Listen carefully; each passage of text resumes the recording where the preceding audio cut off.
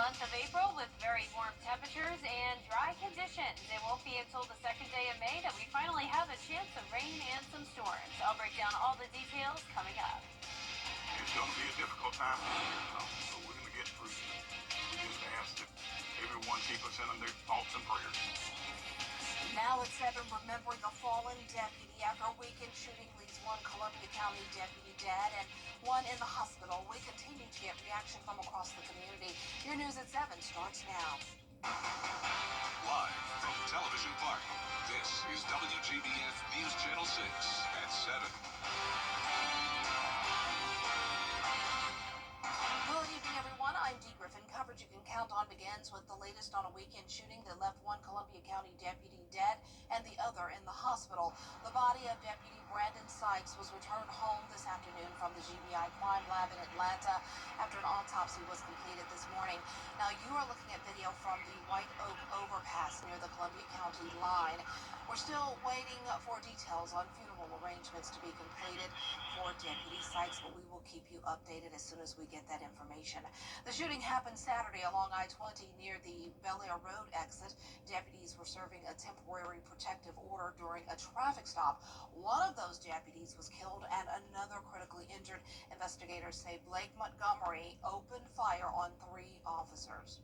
They say Deputy Brandon Sykes was shot and killed. Deputy Gavin White was shot in the face and is in critical condition, but the sheriff says Deputy White is able to move his arms and legs. Doctors are now working on his sinus and oral cavities and checking on brain function. A roadside memorial is now set up near the scene to remember Deputy Sykes. A floral wreath has also been placed in front of the Columbia County Sheriff's Office Detention Center. Both are symbols of the heartbreak being felt by law enforcement officers everywhere. Well, following this weekend's deadly shooting, law enforcement is stressing the importance of addressing mental health issues. Graham Lee has more. Unfortunately, this is what law enforcement is facing every day, Austin. The mental illness in this country is rampant, and nothing is being done.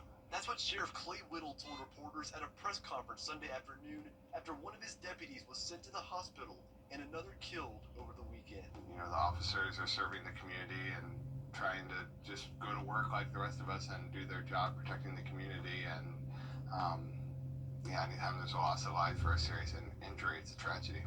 Dr. Christopher Drescher is a professor of psychiatry at Augusta University. He says a large portion of people with mental health disorders never receive treatment, and one of the biggest reasons why is because of the lack of resources around the Peach State. You look across Georgia, there's a lot of counties that don't have a single psychiatrist in the county or psychologist, and many that are underserved. Even in areas that feel more like medical hubs like Augusta, there's still pockets around the CSRA that do not have access to regular mental health care that's needed. The sheriff also spoke about bringing back mental health facilities like the inpatient hospital that was once in Milledgeville, Georgia. Drescher says while that is an option, reaching people where they are could be even more effective. We need crisis teams that can go out and assist people in the moment, but in their community. And we need the ability to have high-quality evidence-based services that serve people in their homes. It's a place that needs to be addressed by the medical community and our elected officials that fund those types of things here in the state of Georgia and across the entire nation.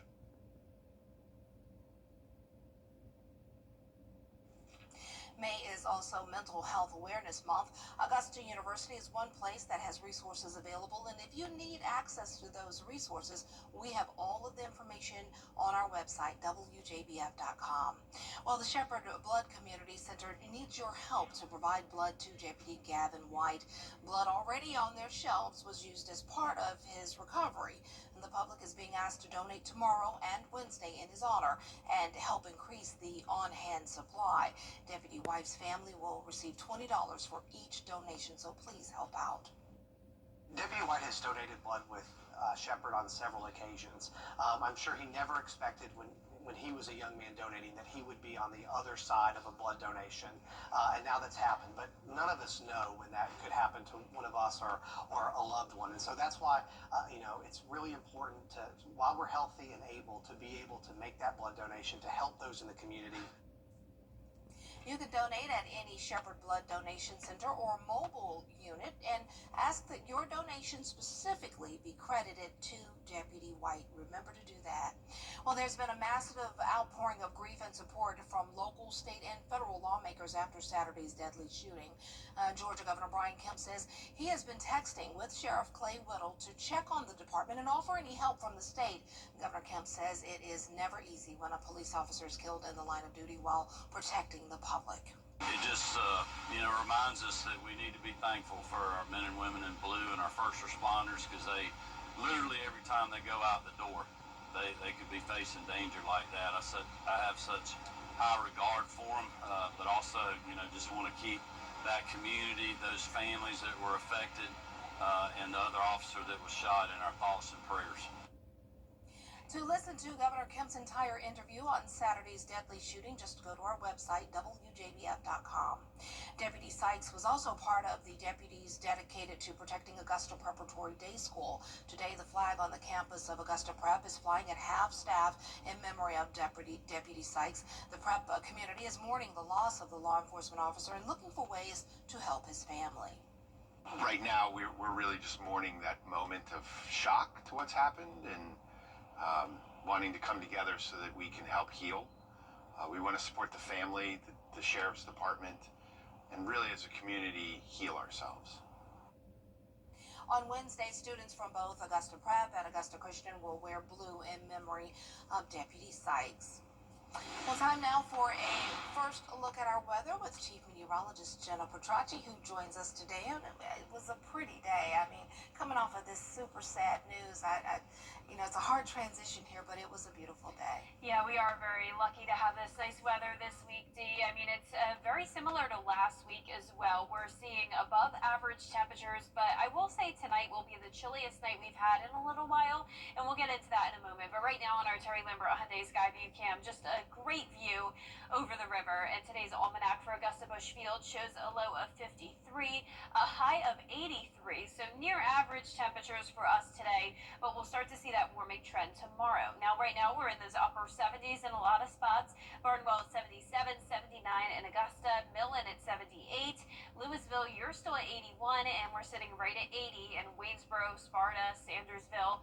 And as for those dew points, we do have some higher moisture in our southeastern counties. That's where there's some cloud cover and a minor disturbance off the coast.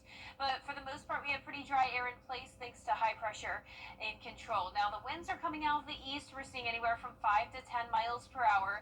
And as for our satellite and radar, you can see a little more cloud cover in the southern half of our viewing area. And there's some of that rain off the coast. And then Florida lighting up with thunder and lightning and some heavy rain at this time. But there's the big blue H that is bringing us nice weather conditions over the next few days. Our evening planner looks good. We'll still be in the 70s through 9 p.m., then the lower 60s by 11 tonight. And then once we get into the overnight hours, we could see some patchy fog development, but overall mostly sunny skies Tuesday and Wednesday. A bit more cloud cover on Thursday ahead of our next cold front. And we'll get into that in the full Viper 6 forecast coming up. But back to you, Dee. All right, thanks so much. We'll see you in a few minutes.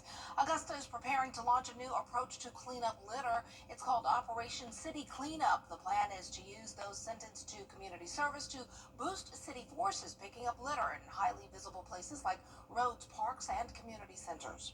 More focused effort on cleaning up the city with attention to our right-of-ways. You're going to see a focused effort on enforcement through our Marshals Department. And we're so glad that not only the Sheriff's Office is helping us, the state court as well as the Solicitor General, and we can't wait to present it to the general public tomorrow. Commissioners are scheduled to discuss the mayor's plan on Tuesday, saying there will be no cost to taxpayers. The South Carolina House is revising a bill that would raise income taxes for nearly 60% of earners. State House reporter Caroline Yaffa explains why lawmakers are heading back to the drawing board. State leaders gathered and introduced a new bill in March that would set a flat tax rate of 3.99% for everyone. But after backlash, representatives were tasked with creating an alternative plan. I've heard loud and clear from members of the House, members of this committee, that there's some things in the bill they would like to adjust, or they don't like, or they would like to hear other options. Representative Bruce Bannister held a meeting with experts who presented 3 new plans, all of which still raise taxes for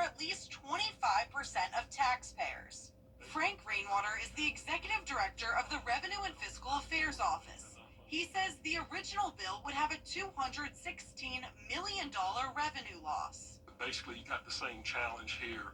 I don't think you can lower the rate enough under a flat tax not for someone to have an increased liability, or you're going to have significant impact on the budget. Bannister says a final solution is still unclear, but expert input is helping. Not where we hurt one group to favor another, but where it's good for everybody.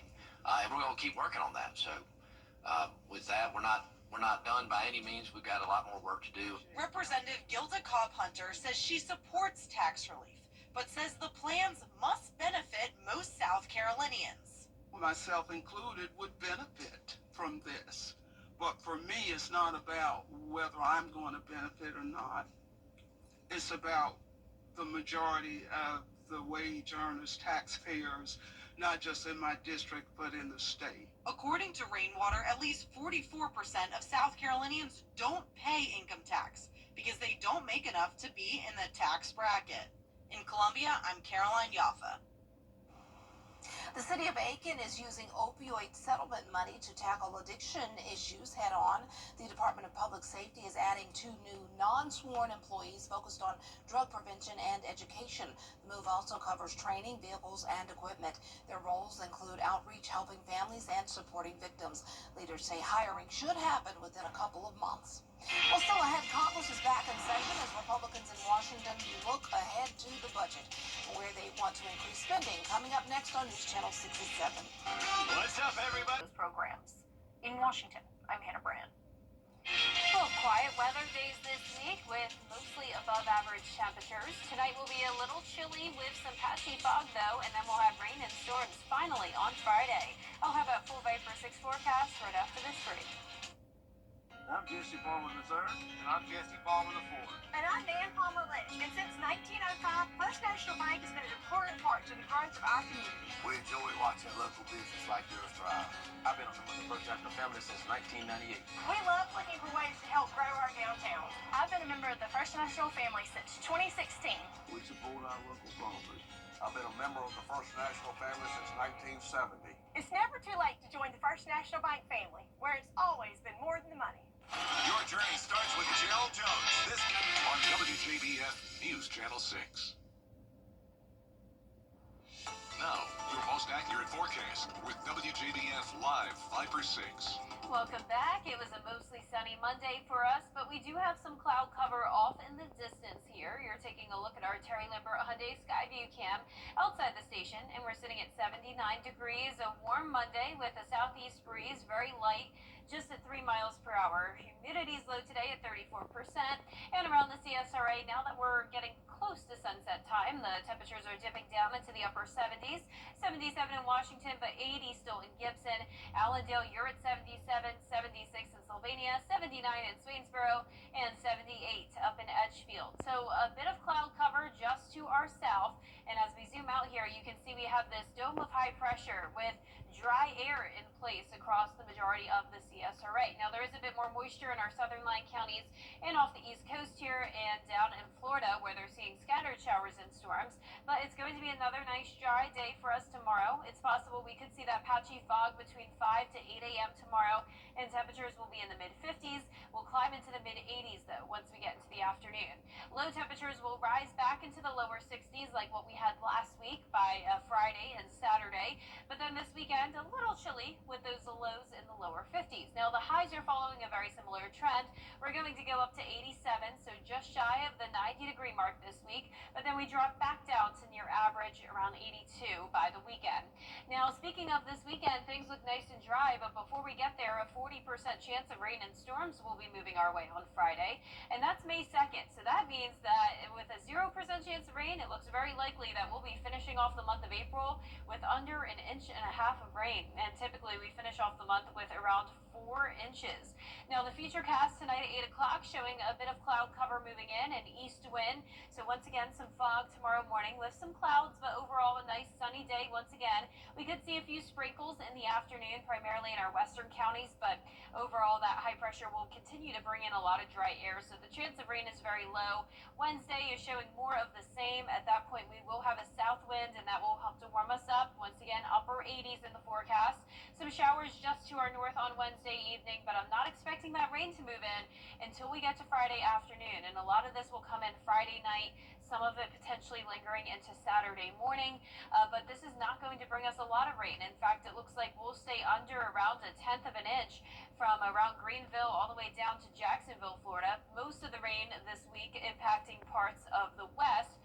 But for us, the dry weather is perfect for this weekend's plans. We have the Peach Blossom Festival in Johnston. 81 degrees will be your high, mostly sunny and dry.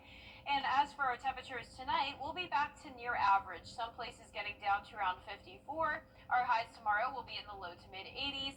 And the 10-day forecast is showing a really nice week. Great weather to wrap up the month and going into the start of May. That will be some beneficial rain for us Friday. Of course, we'll keep you updated on if it looks to be strong to severe. But overall, not a lot of rain chances for us over the next 10 days, Dee. Okay, just enjoy this nice Yeah. spring weather before it gets too hot. Exactly. Thanks a lot. Coming up, an investigation is underway after a prank call was made to one of the players in the NFL draft. What NFL officials say happened next. If one of these bad boys crashes into you, their insurance company is going to try to settle with you quickly, but for a lot less. I'm attorney Ken Nugent, and this is my outstanding team. Hi. We're known for moving pretty quickly ourselves. Getting your money fast is crucial for your recovery, so we go for the maximum settlement possible. Faster. How fast, you ask? One call, that's all. Call Ken.com. It's payback time. Black Excellence is Excellent 365, only on News Channel 6. Learn to prepare an amazing meal with a hometown feel. We've gathered the best recipes from across the CSRA all in one place. Brandon Dawson and Jarrett Ledger host Your Hometown Kitchen, Fridays at 12:30 on News Channel 6.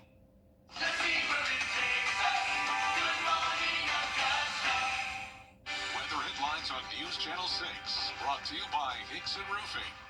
The News Channel 6 mobile app is now even better. Download it today. An apology tonight from an NFL coach's son for a prank during the NFL draft targeting one of the best-known players. Andrew Denver takes a closer look. The NFL investigating a prank call to prospect Shedeur Sanders. Good, how are you, man? Good, been waiting on you. The incident captured on Sanders' Twitch live stream as he gathered with his family on night 2 of the NFL draft, hoping to hear his name called. Nobody got that number but coaches, strictly for that reason. The star quarterback from Colorado, son of the Hall of Famer Deion Sanders, thinking his dreams of becoming a pro were coming true until the men abruptly hang up. Yeah, yes sir, let's be legendary. But you're gonna have to wait a little bit longer, man. Okay. Sorry about that. Now the Atlanta Falcons releasing a statement saying the 21-year-old son of their defensive coordinator, Jeff Ulbrich, was responsible for the prank call and got Shedeur's private phone number from his father's iPad. Jax Ulbrich later apologizing to Sanders, saying, "I'm so sorry I took away from your moment. It was selfish and childish." The Cleveland Browns select Shedeur Sanders. You heard us out, my boy. Sanders was supposed to be one of the first names called in this year's draft, but slid all the way to the 5th round, finally selected by the Browns. Sanders now trying to put the whole thing behind him. This is what it is. I think of course the dude was childish. Of course I feel like it was a childish act, but everybody do childish things here and there. Andrew Dimber, ABC News, New York. Coming up, many parents often hire babysitters to watch their children or pets while they're out, but what about someone watching your plants? A closer look at the new trend next. Right now at Rooms to Go, get beautiful new furniture at super low prices, like these great-looking dining sets for any decor, just $4.95. Or one of these stylish sets, just $5.95. A great selection, a great price. Only at Rooms to Go. Weeknights on MeTV. Or $20 a month. Interest-free until March 2029 with convenient delivery and setup. Now at Rooms to Go Kids.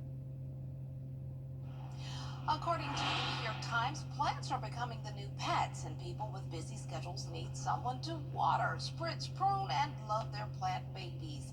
There are full-service plant sitters on a weekly, bi-weekly, or monthly basis, and some of these services charge clients a $50 an hour fee, not including any materials needed.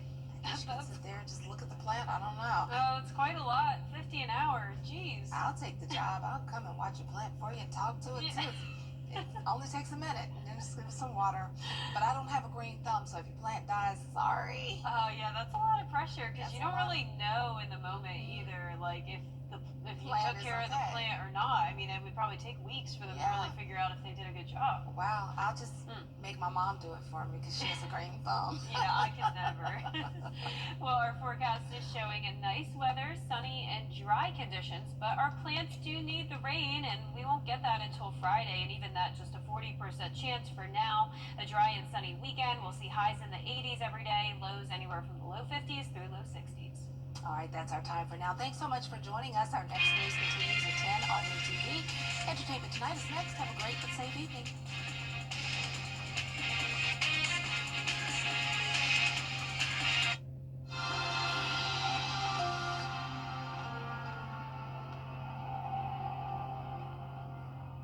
On the CW. Locally by Busby's Heating and Air, celebrating their 80th anniversary. When quality matters, call Busby's. Trusted since 1945.